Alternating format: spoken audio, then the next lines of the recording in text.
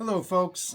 This is a little bit departing from my normal thing of doing videos every Saturday or Sunday, but I I was inspired today at work to do a video, just real short one, just talk about something that I feel is near and dear to any recovering addict. By the way, if you hear something in the background, it's my large pit bull who likes to do everything I do, so he may well climb up into my lap at some point throughout this video. Uh, my first take didn't go so well because he did exactly that and wouldn't leave me alone. But speaking of gratitude, it's one of the things, one of the beautiful gifts that I had in recovery is I got to have my first dog that I've ever had, which actually was previous to him, but he's my best friend, spends every night in the bed with me. Anyway, for all my dog people out there, lay down, cowboy. Anyway, there's a wiser man than me. His name is Mark Lundholm. He does comedy about addiction. One of his sayings is, grateful doesn't relapse. And he even goes so far as to say, now, know in advance, I'm not a big God person. I don't personally have any religious beliefs or anything. And I say that also as a side note, in part to point out that you don't have to be a God person. You don't have to be religious to get recovery, to have a higher power. My higher power is the strings on my guitar and the sun rays that come through it at sunrise when I'm on my surfboard. Those are my higher power. But he says grateful doesn't relapse, and he goes on to say, I'm just going to quote him here as best I can, that God created this emotion and made it so important that he made the human unable to feel gratitude and feel hate, anger, rage, suspicion, virtually any other unpleasantness at the same time. And whether you believe in the universe or God or whatever you believe in, it's a powerful thing. By the way, when I say that I'm not a religious person, please don't for a moment take that to believe that I in any way have any disregard for religion. I think the folks that have that actually that firm deep down belief actually in many cases have a just slightly easier time of recovery because they have this undeniable belief in something bigger than themselves, and I envy those folks. That just doesn't happen to be me, and part of the reason I point that out is because I know there's others like me who let the God thing keep them away from recovery. And I mean, I let that simple stupid thing keep me sick for a long time. If you're like I was and you're one of those folks who's like, how can they say it's not a religious program? They talk about God every other word. I was that guy, and I let that keep me sick. And I know I'm getting off topic a little here, but I think it's important because there's tons of other people just like I was, and I was able to buy into almost everything else about 12-step recovery, the fellowship, the meetings, even the sponsorship and all that. I could at least see that it worked. But that one thing, we're really good at at being what we call terminally unique. So unique that we're terminal. And the fact is, I'm not unique. I'm just another dope fiend. I'm just another fucking junkie that needed help. And I had a really, really wise person. He was the program manager at Azure Acres Treatment Center out here in Sonoma County. Maybe this will catch somebody from my area who knew him. His name was Dave, Big Dave. And some good stories about Big Dave. But he seemed to take a special interest in me when I was in treatment the last time. And he, starting November 14th, 2016, and he pulled me aside one day and he said, Jed, it looks like you're into it. Like you want this, maybe more than any other person of the 34 people we have here. But it feels like there's something holding you back, something that's stopping you from really diving in. And I told him, I was like, man, it's the God thing. I can't handle the fact that I mean, to me, it was hypocritical that they would say this is a spiritual, non-religious program in the intro readings, and then literally turn around and do a prayer right out of the Bible, the third step prayer, and others. And so what he told me though changed everything for me. He said, well, first of all, Narcotics Anonymous, you'll never hear the Lord's Prayer at a Narcotics Anonymous meeting, ever. And that is true, I found out later. Narcotics Anonymous is still leans on the higher power thing, but it's much less God oriented. By the way, GOD, group of dope fiends, group of drunks. And that's what the man taught me. He said, let me ask you a few questions. And I said, okay. He said, can you or can you not recognize that somewhere between 6 and 8 million people around the world are recovering from a seemingly hopeless state of mind and body through the 12-step method? And I said, well, we could argue numbers, but sure, I know it's helping a lot of people. Okay. And he said, well, can you or can you not admit that 6 to 8 million people is a little bit bigger than you? And I went, oh, shit, I see where you're going with this. He said, so can you or can you not admit that if you do what they did, you might get a little piece of what they got? And I was like, well, maybe. And he said, so what you've just admitted to me is that a force, a power, a group that's bigger than you might be able to help you. So there you go. GOD, group of dope fiends, group of drunks. I really hope this reaches somebody who most of you guys have probably heard something like that before, but I hope it reaches somebody for whom that's a revelation. Because working where I work, once in a while, I'll tell that little story and I just see somebody's eyes get big and be like, oh my God, I don't have to be Catholic or Christian or religious nut to recover. Like they're and I'm sorry, I shouldn't have said religious nut, but a highly religious person to get better. You don't have to be. You can still aspire to the idea of a higher power, even if in the beginning, especially, it's just something bigger than you. And the group itself is definitely bigger than you. As of now, I feel my higher power when I go for a walk down to the waterfall that I enjoy going to of Sugarloaf State Park, where it's such nice pine forest floor that I'll just walk barefoot down there, and I remember one time standing there, feeling the sun rays beating down into the valley, and I felt the interconnectedness of all things, just everything coming together, me breathing the air caused by photosynthesis of the plants around me coming into my body, creating this, incredible sense of all things connected and beautiful. So anyway, I'm getting a little bit off what I set out to talk about, but it's all in the same vein, just talking about gratitude. You okay there, buddy? Uh, all about gratitude. And when Mark Lundholm said grateful doesn't relapse, I had to think about that, because at first I thought, well, I can be grateful for what I have and still want to get fucking high, pardon my French. But the man is right. Those who put their energy into the positive and don't harp on the negative tend to do better. I mean, I suppose that should be obvious, but one of the things that one of the things that I remember is just being in this negative mind state, the replaying messages in my head. You're not good enough. You're not strong enough. You're not this. You're not that. You're not a fucking adult. You're not, it's all BS. And the simple fact is, this is one of my personal sayings that I use all the time in my work, is give me almost any set of facts, and I'll give you two equal and opposite ways of looking at it. There's always the glass half empty, everything's messed up, everything's wrong. But almost any set of facts, you can take the same situation and turn it into something positive.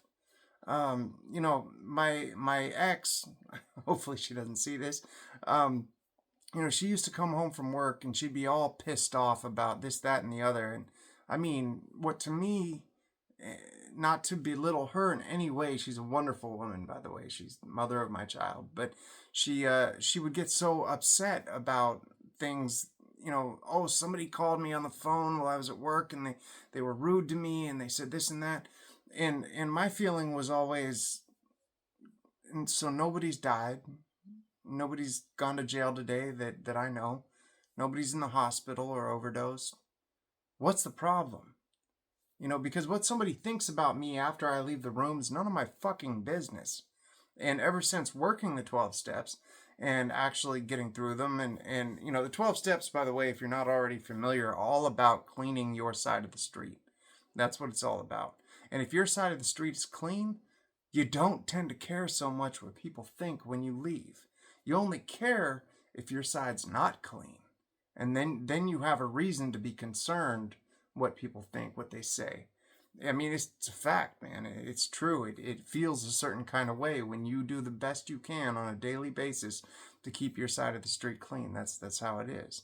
So anyway, I'm a little all over the place today. Sorry, I worked a long day and just got home. But getting back to the gratitude thing, when I say give me any set of facts and I'll give you two equal and opposite ways of looking at it, gratitude is a choice. I'm not saying depression isn't real, anxiety, those things are all real. They're chemical imbalances in the brain. Some need to be treated with medication.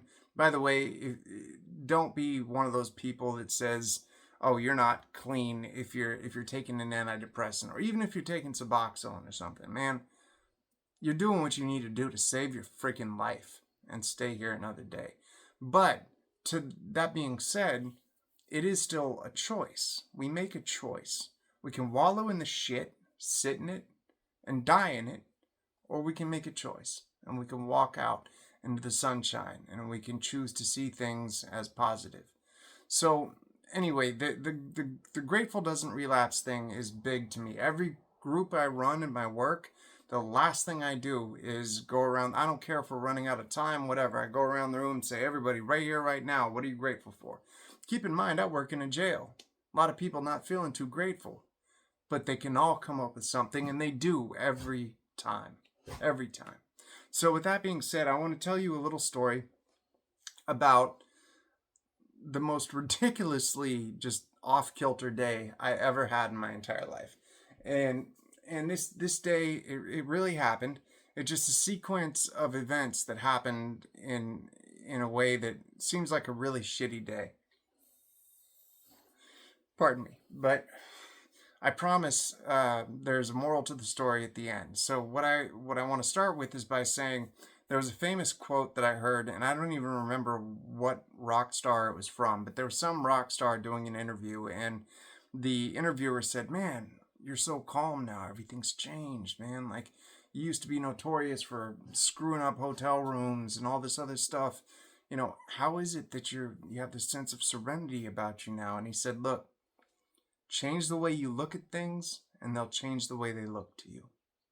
I want to repeat that one time because that to me is the single most important quote I've ever heard in my life. Change the way you look at things, and they will change the way they look to you.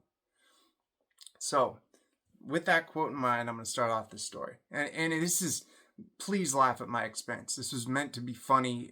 It's absolutely true, but it's goddamn hilarious too, I think.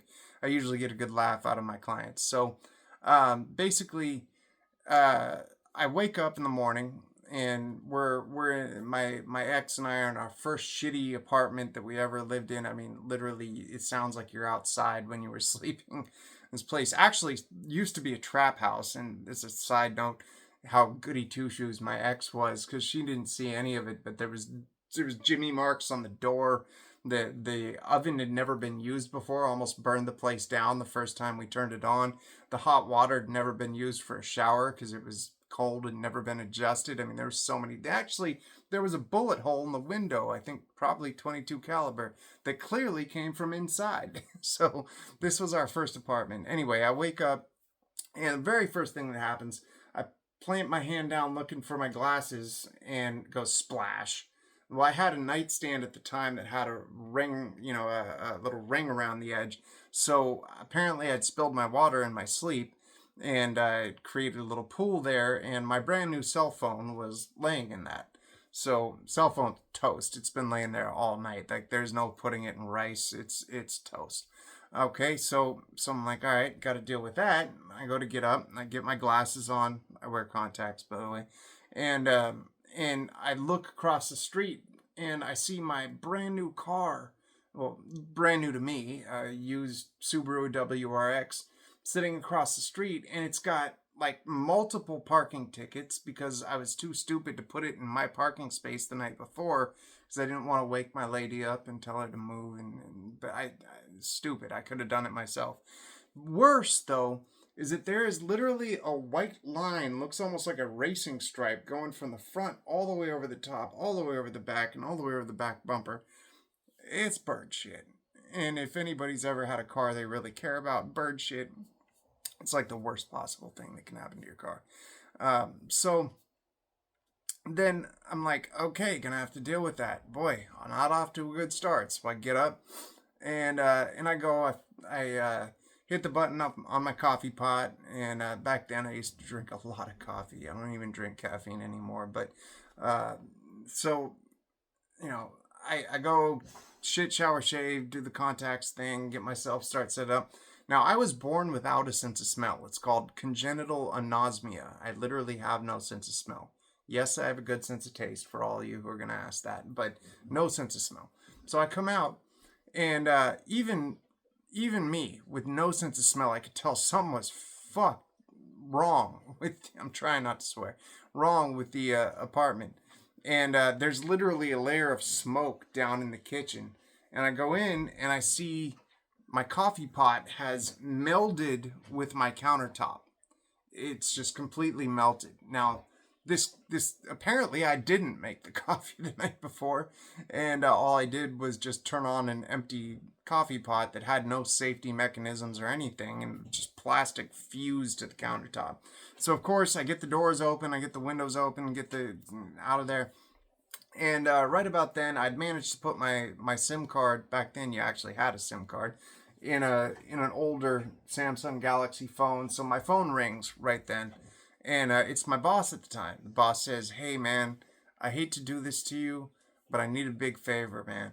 I need you to come in and work 3 hours early. And here's the thing: I can't pay you for those 3 hours because if I paid you for them, then I'm gonna get shit about overtime." And they're not willing to do overtime. He's like, brother, I just need a solid. I need you to come in. So, of course, I love my job. And so I said, yeah, sure, I'll be there. So, off to a great start in this day. I head off, and I used to work at Turning Point at that time. So I come in, and immediately becomes apparent why they needed me to come in 3 hours early. Apparently, there's been meth in the facility, methamphetamine, and they need to test every single person in the facility. Now, it was a 112 bed facility, and 12 of those beds, to my recollection, were female beds. The other 100 were men. So here I am. And oh, keep in mind, it was about 107 degrees. This was a record setting heat wave in Santa Rosa at that time. And so I'm going into this place, which of course has no air conditioning, and I'm going into a room inside a room inside a room to literally watch people pee, which is something I really don't get off on, for the next 3 hours or whatever it took to get that done. And literally had one guy come through and try to tell me how wrong it was. Well, he's that everyone gets tested. Well, he's sitting in this nice, cool other part of the place if looks could kill. Anyway, so I finally get that done, and as always happens, the ones who did it never get tested. They always walk out. So mission accomplished, though, one way or another. We got rid of the people doing the shit they shouldn't. And so it's all getting close to the end. I get a call on my phone, and it's my at the time fiance, and she says, hey, just want to let you know I'm gonna have a friend coming over tonight, and you know we'll by the way, she's a normie. She's not one of me, one of us. She says we'll probably have a bottle of wine open, and be smoking a little weed. Just wanted you to know, so you weren't surprised when you get home. And I'm like, fucking great. That's exactly what I want to go home to after this weird ass day. But all right, thank you for letting me know. So then the day finally ends, and now I'm headed off Thursday night, Azure Acres, Sleeping Tigers meeting of Narcotics Anonymous. Even if I went to no other meetings, that was the meeting I went to every week before COVID and everything got weird. But so I'm on my way out there, and just a couple seconds before my phone would have ran out of, would have not been able to take a call anymore because you're getting out in the backwoods, my phone rings. And my friend at the time, who was the secretary of the meeting, says, hey, Jed, I hate to do this to you, but like my speaker's stuck in Vallejo with a flat tire. I need you to speak tonight. And I was taught in the fellowship that you don't say no. If you can do it, you don't say no. And so I said, okay, all right, I'll be there. She's like, don't even lie. I know you're on your way. And I was like, yeah, of course. So I said I'd do it. And anyway, I get to this meeting, and I mean, all I want to do is get there early, sit in the front row, listen to a good goddamn story, and go my way and go to sleep, go to bed for the night. But now I'm speaking, and so initially my gut, just I don't know what you want to call it, just my emotions are boiling. I felt like it was a messed up day, and I'm like, I'll speak. Yeah, you fucking bet, I'll speak. I'm going to tell them all about this day. I'm going to verbally vomit all over these people. But then, while they were reading the introductory readings before the meeting, normally that shit's just kind of wah, wah, wah. I mean, let's be honest, to most of us, we've heard it a million times. But for some reason, I listened this time, and something came flashing back to me. Change the way you look at things, and they'll change the way they look to you. That hit me all of a sudden. So when I did speak, I did tell him about my day. But I told him about my day from a totally different perspective. I told him about my day from the fact that only a few years before that, I would have given anything to have that day. Anything to have those problems. So I did tell him about my day. But it started with, I got up, man, and my phone was blown away, but I paid the $50 a month insurance. I get a new phone. And what's more, the fact that I even had not one but two backup phones to put that SIM card in. Man, you go back a few years before that, do you really fucking think that I wouldn't have sold both of those phones for a morning wake up? Not even, man. And so there's that. And then looking across the street and seeing my car. Dude, that's my car. It has my name on the registration. I had never had my name on the registration of a car, ever. And not only that, it's my dream car. I always said if I got my shit together and stayed clean for 2 years, I'd buy one, and I did. That's my Subaru WRX. I'd only been clean for about 2.5 years at this point, and I got it. The fact that my boss called me to ask if I'd come in and do him a favor, man, he did that because he knew he could count on me. Again, a few years before that, nobody was counting on me. Nobody was relying on me. I was unreliable. I was unacceptable as an adult male, or as an adult, period. The coffee thing, I've always had a little trouble making that into a positive because that kind of just sucked. I lost my entire deposit. But as one of my clients pointed out not that long ago, hey man, you didn't burn the house down. Like, you walked out of there and you went on to have that day. So even that, it could have been a lot worse. The fact that the girlfriend called to tell me there was going to be stuff going on in my house that I didn't want to deal with probably is because that's the first honest to God healthy relationship I've ever had in my life, where we actually talked about what's okay and what's not okay, and that it's her house too and it's my house, and we talked about those things. So I didn't have to like it, but it was okay with me, if that makes sense. The fact that my friend called me to ask if I would speak, again, a few years before that, you think anybody was asking me to speak anywhere about anything? No. I was trying to survive, just getting through the day, being not even just not dope sick, being as little dope sick as I could be, and maybe find a place to put something over my head that night, be it a roof or a freaking blanket, it really, really comes down to give me any set of facts, and I can give you two equal and opposite ways of looking at things. I could put that entire day down as like the most weird, messed up day ever, but the way that I see it is, god damn, gold-plated problems. Gold-plated, man. And one of the beauties, there are so many cool things that actually come with being an addict. And I think the most important one that's so often overlooked is our sense of perspective. Where else in our society do two grown-ass men who are not drunk hug each other and say, I love you, who are not family? We do that all the time in recovery because we know that tomorrow's not promised for you or for the other person. We have a different sense of what's important. Sometimes I had to look out for that with my ex because I would accidentally insult her because things that she thought were so serious just didn't even hit on my Richter scale.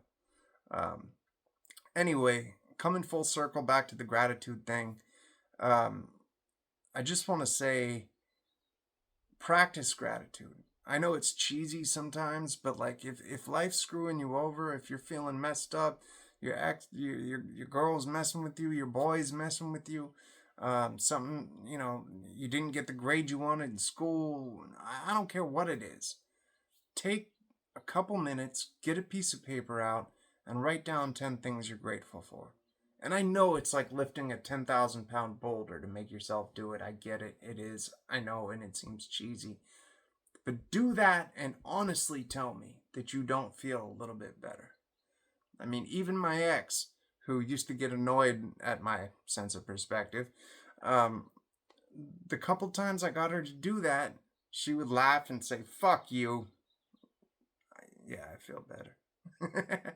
Because it works. And the more we practice it, it's like anything else we do. We create shortcuts in the brain. The more you do something, the more the brain automatically expects something. So the more you practice the gratitude, the more you feel the gratitude. Every single time I get in my little sports car that I still have, upgraded a little, and I turn that ignition on, I feel the rumble under my seat. I remind myself to feel gratitude for it. It's not just a way to get to work. It's something I worked for that I wanted that makes me feel good. Every time I hug my puppy dog, big old purebred pit bull, I remind myself to feel gratitude for what I didn't have and what I have now. Because I spent years as a hopeless junkie, never expecting to have any of the things, both material and spiritual and otherwise, that I have now. And I could not be more grateful. I hope this wasn't too rambling. I think I went all over the place a little bit, but I think I might still upload it. I've intended to end every video the same way, and that's just to say that if nobody's told you they love you today, I love you.